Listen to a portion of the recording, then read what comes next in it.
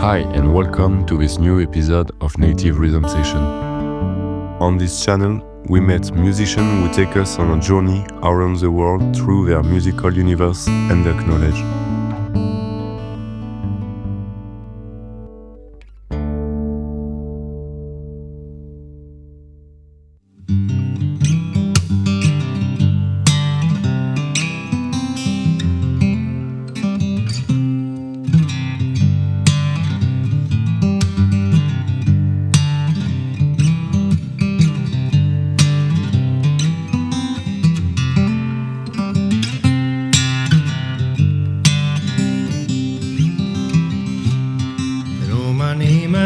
Jock Stewart, I'm a canny gunman, and a roving young fellow I have been. So be easy and free when you're drinking with me. I'm a man, it on me every day. Welcome on this second podcast of Native Rhythm Session. Today we welcome Fleazy Arrow. His real name Lee. His folk music resonates between heritage and reinvention, and through his playing and composition, he creates a subtle connection to Scottish sound. His music, intimate and poetic, is a journey between ancient and modern influences. But Lee doesn't just play this music, he also helps bring it to life in a collective settings with Gathering South Session, a series of intimate concerts held in apartments in the south of Glasgow.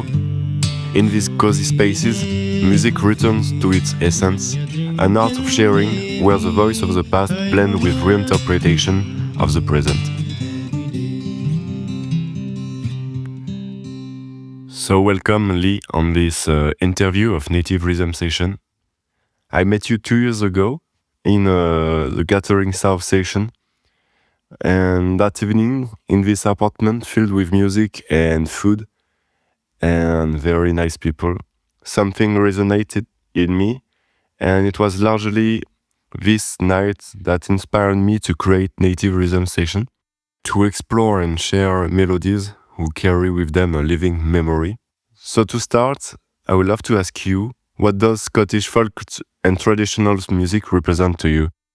It's the folk music of, Scotland and Ireland. I mean, Celtic history spans all over Europe, but it's kind of focused now. Mainly, it's came down to mostly Scotland and Ireland, representing a strong influence of Celtic music.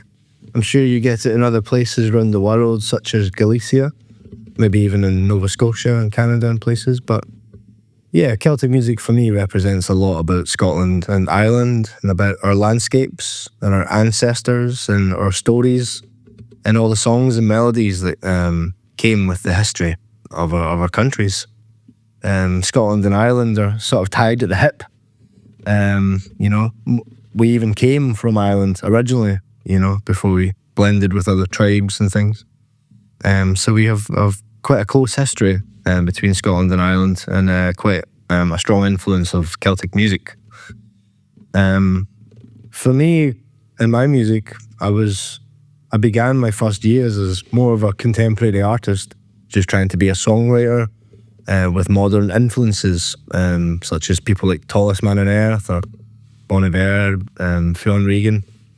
But I always felt like I wanted to delve more into my own history in Scotland and all the beautiful, amazing music that comes with that. So yeah, there's a wealth of music once you dig a little bit into the form of Scottish and Irish folk music.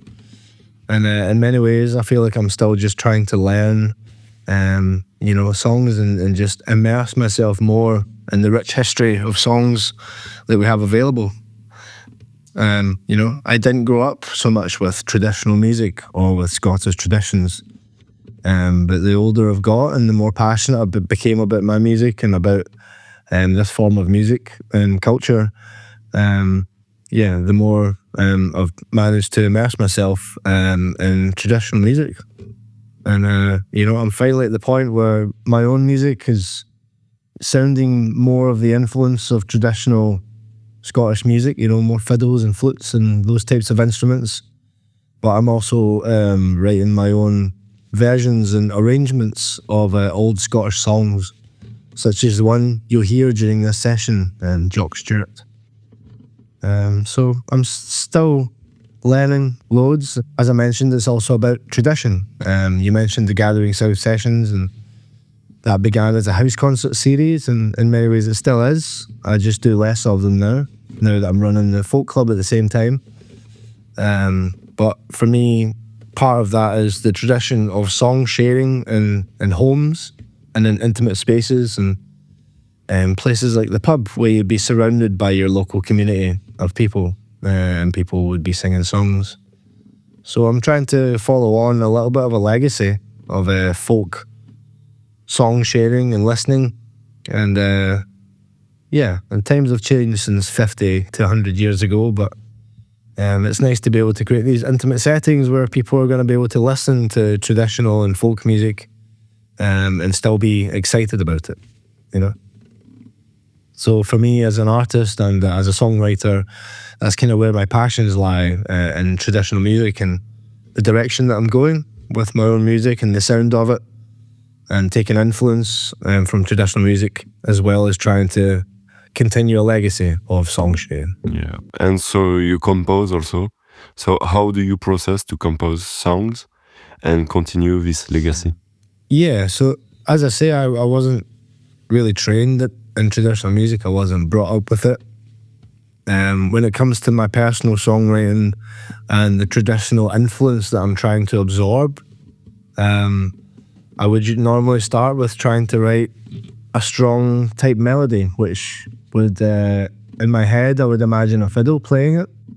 But with the guitar, I try and emulate the fiddle in an open tuning. I play lots in different tunings, and it helps me explore different sounds and different depths of emotion through those sounds.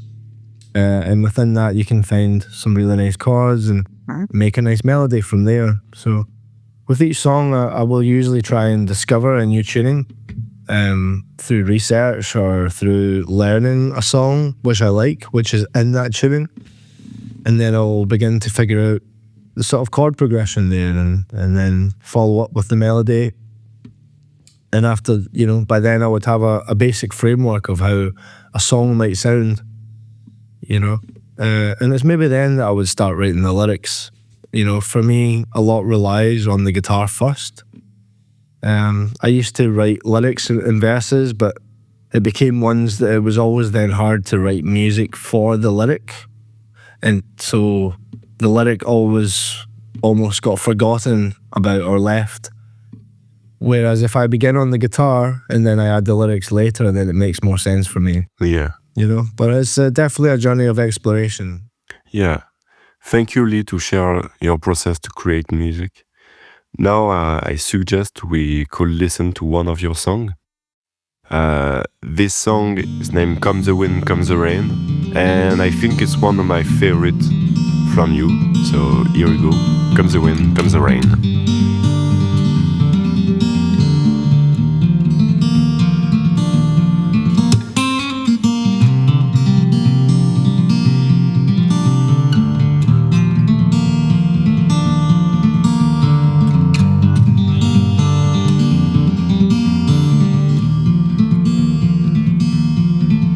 Come the wind, come the rain, wash over you illusions that remain, tethered to the nature of our kind. Don't let it weigh you down. Feel the earth, feel the fire, feel the forces at hand and the blessings that transpire in this life and the next, whether in shackles or a crown. Yeah.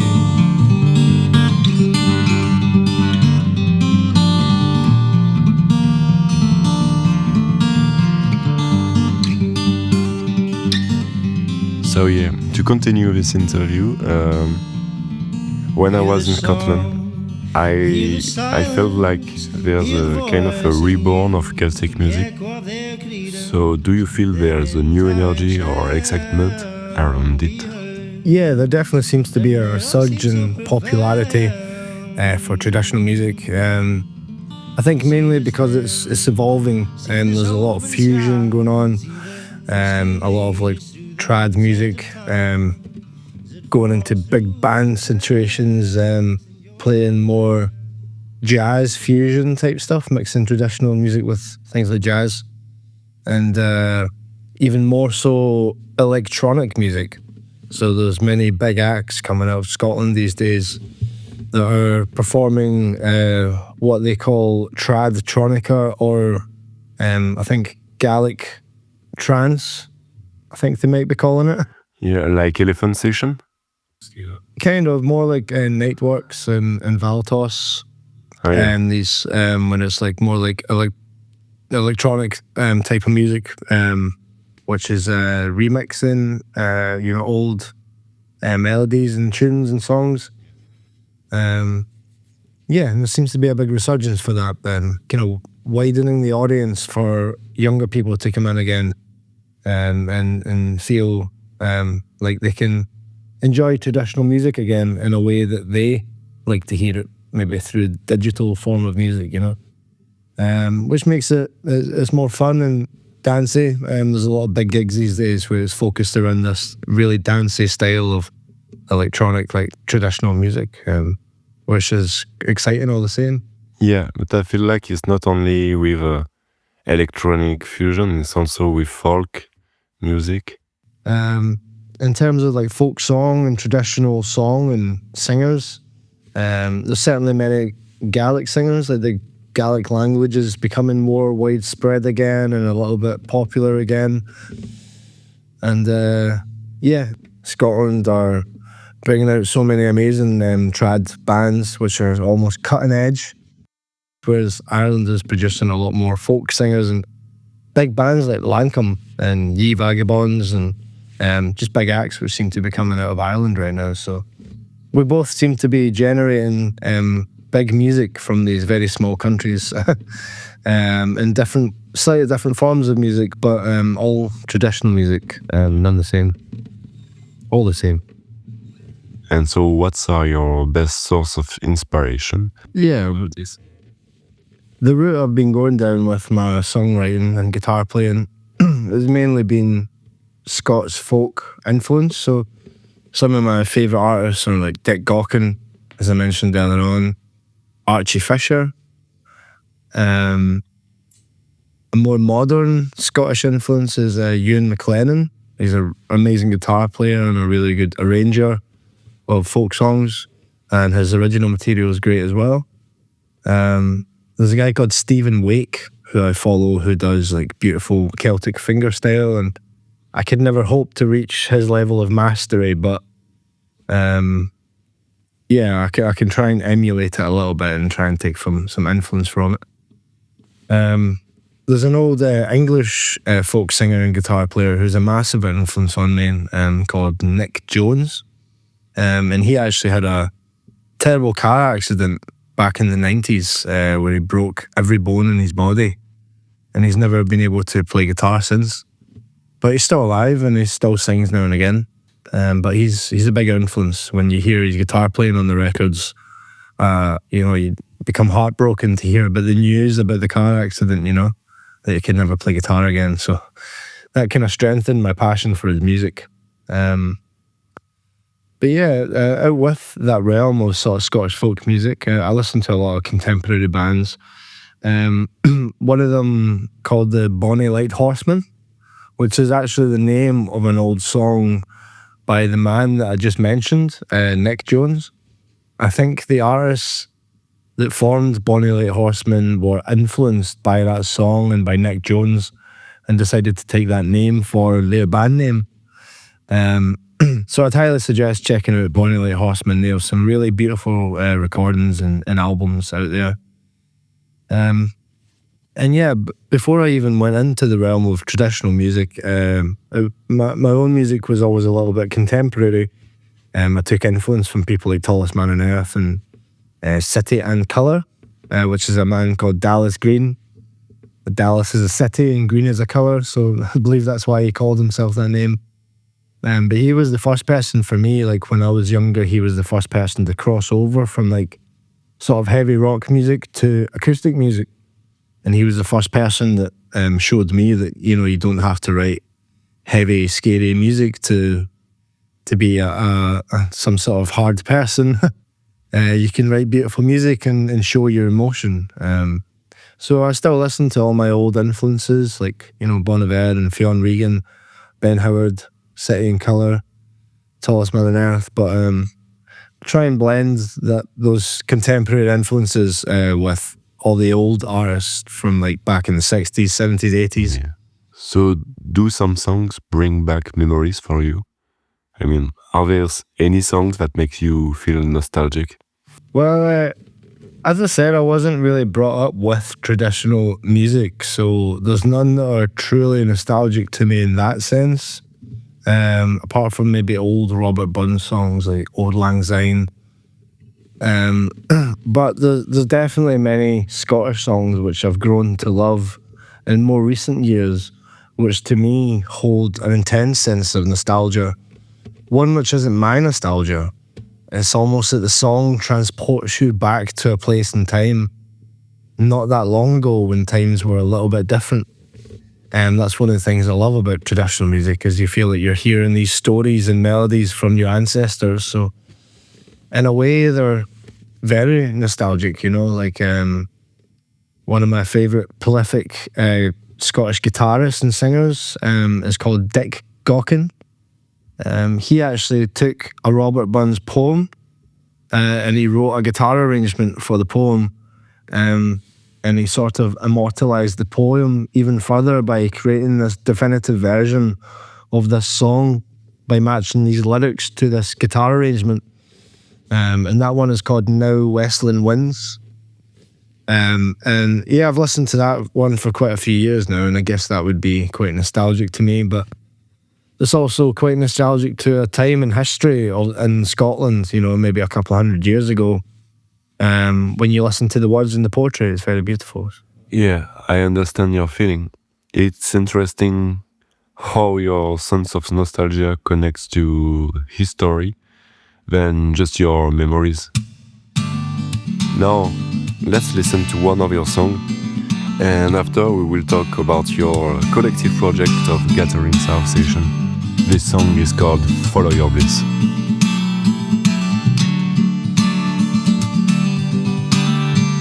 In the journey of a lifetime, there'll be many twists and turns. You'll be faced with countless hurdles as you take your leaps and bounds. But remember all the people you discover as you go. Keep them close to your heart, and upon this you can console.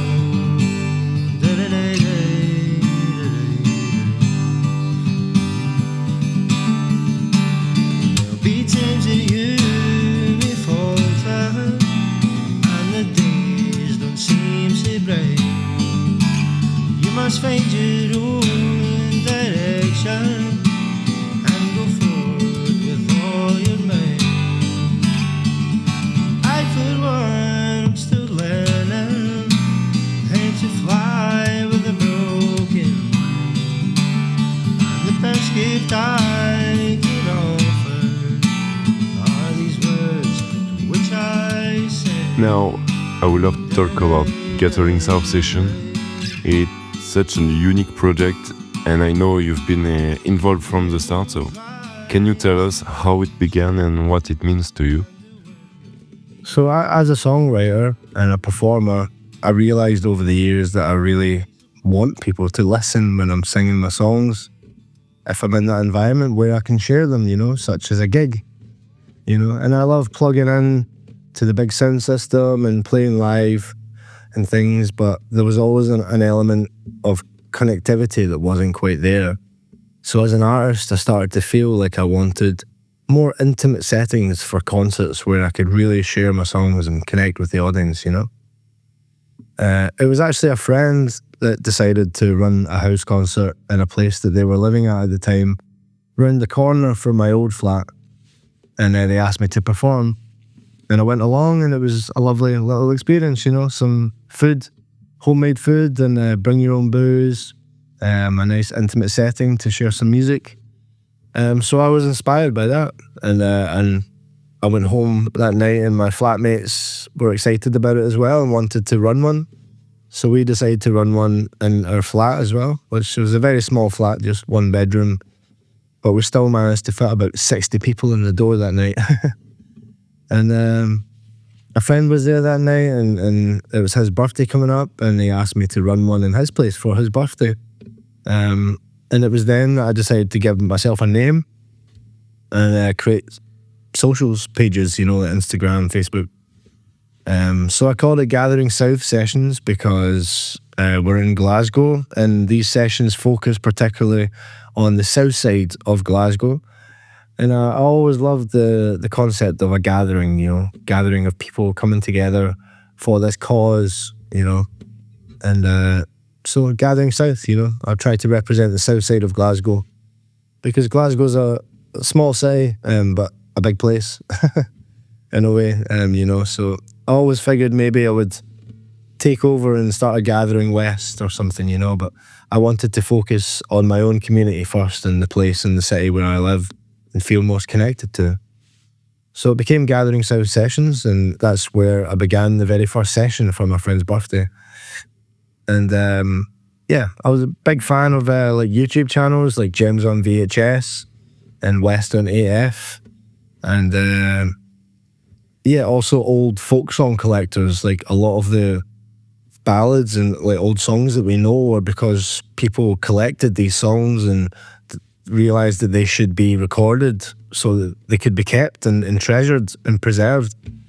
So I was at the same time starting the sessions. I also wanted to be able to create an archive of videos and recordings and memories, you know. So ever since I began Gathering South, we've been recording videos for every session. We've had photos taken for every session and audio recordings. And it's nice to be able to look back on all those videos on the YouTube channel.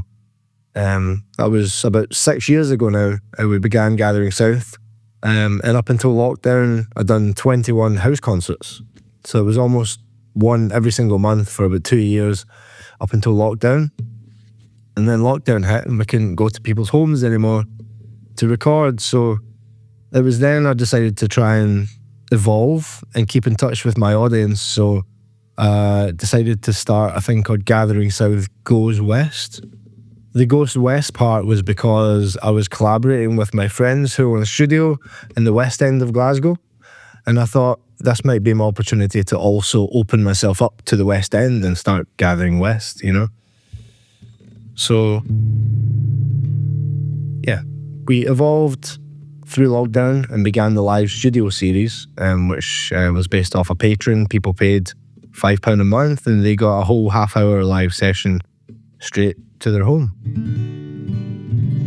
Coming out of lockdown, that sort of fell by the wayside because I started running a monthly event in the basement of the old Toll Bar. So for a while I was thinking of taking the atmosphere of the house concerts and bringing them into a venue. But then the venue reached out to me, and it was a local venue and they wanted me to run some gigs there. So that's how I then developed and evolved a little bit further, and then began what I call Gathering South Presents, where I'm bringing the atmosphere of the house concerts into the venue, you know, with pillows and blankets and candles and fairy lights and everything that makes it homely and cozy. But for me, it's what you described as, you know, the artist and the audience felt a part of the same experience. You know, they call it the third wall. Like if you go to the theatre and someone performing a play to you, then there's a wall, an invisible wall there between the artist and the audience. But what we do with these intimate concerts is we break down that third wall so that people are immersed and the artist and the audience have the exact same experience. People could be stuck in a tiny living room, just all cozied up, elbows rubbing, and just have a really lovely experience, you know. It's always been really heartwarming, and that is one of the main reasons that I've kept it going. Yeah, I'm just grateful that people can have those experiences, and the artists as well have an amazing time. And yeah, in a way, I'm trying to contribute to my culture and to my community through the session videos and through the live events and things like that. For the house concerts, you know, there's usually home-cooked food and things like this, so we try and make it as wholesome as possible. So all round, I just want it to be an immersive experience. And yeah, I'm quite happy with how Gathering South has gone over the past 5 years. In many ways, it's taken up a lot of my time and energy when I should have been focusing on my own music. But as I mentioned, I'm trying to get an album out for next year, so yeah, hopefully I can keep Gathering South going, and I can find the time and energy to get my own album out and finally get touring and sharing my music further around the world a little bit, you know? Yeah. So thank you, Lee. Do you want to say something, one last thing for our auditors, where we can find you or this kind of stuff? Yeah, if you ever come to Glasgow, you can find me by the name Flew the Arrow.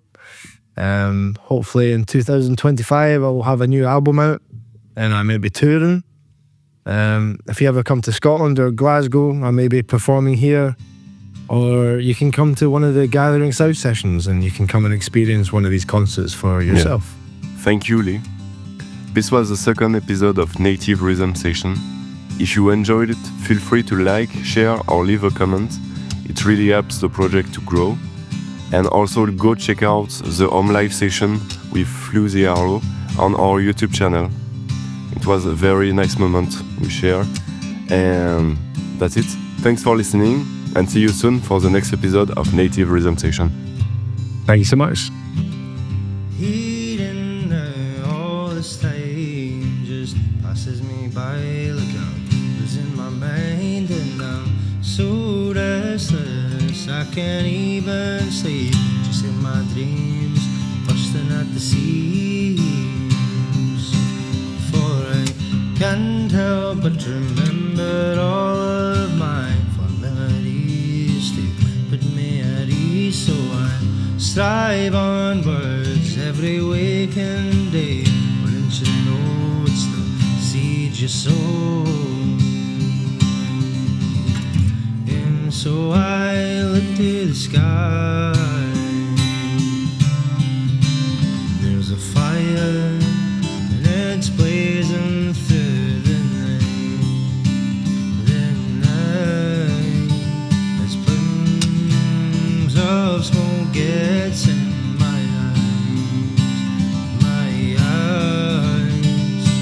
Still then I see the morning light through the bleak and the fog of darkness before dawn. Through the ashes I go.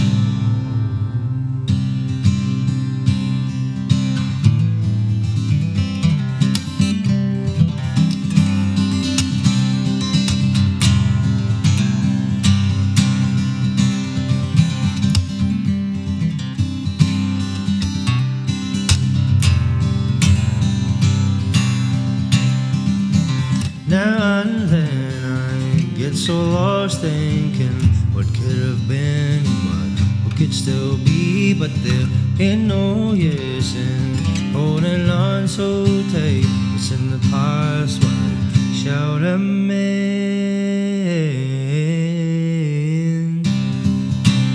Like the wind and the daylight, ebb and flow as the tide comes in.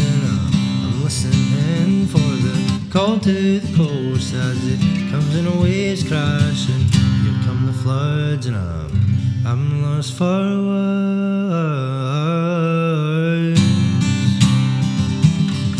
And so I look to the sky. There's a fire and it's blazing through the night. As plumes of smoke gets in my eyes.